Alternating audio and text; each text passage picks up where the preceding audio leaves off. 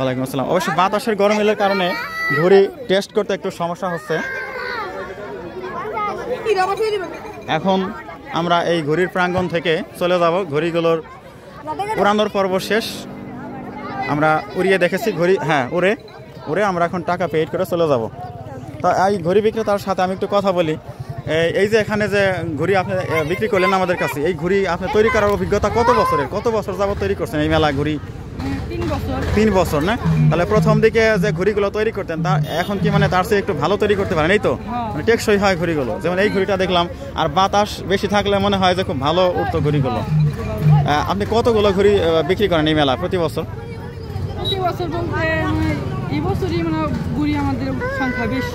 বেশি একটা সুন্দর স্টলে যেখানে করা হয়েছে, এই স্টলটা অনেক সুন্দর লাগছে আমার কাছে, এই স্টলটা সুন্দর লাগছে অনেক।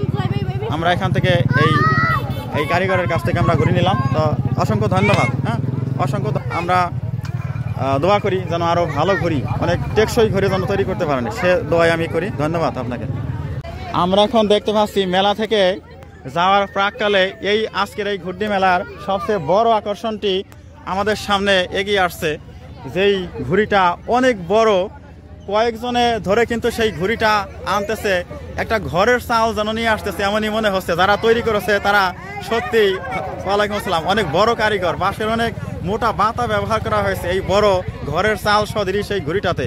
এটাই আমার মনে হয়, হ্যাঁ এটাই এই মেলার সবচেয়ে বড় ঘুড়ি।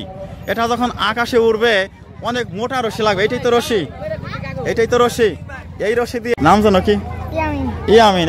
এই যে ইয়ামিনের লাটাই দেখছেন কত বড়, কত মোটা সাথে। যা হোক, অসংখ্য ধন্যবাদ সবাইকে।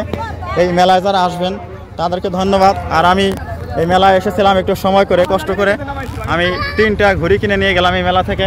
আমি এই বছরই এই ঘড়ি মেলা প্রথমে এসেছি, আগে আসি করে আসা হয়নি।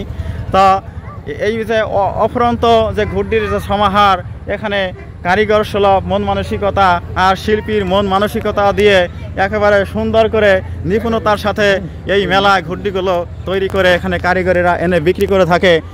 বাংলাদেশের মানিকগঞ্জ জেলা গ্রামীণ লোক সংস্কৃতিতে একটা উন্নত স্থান দখল করে আছে, আর তারই বহিঃপ্রকাশ হলো এই ঘুরডি মেলা 2025।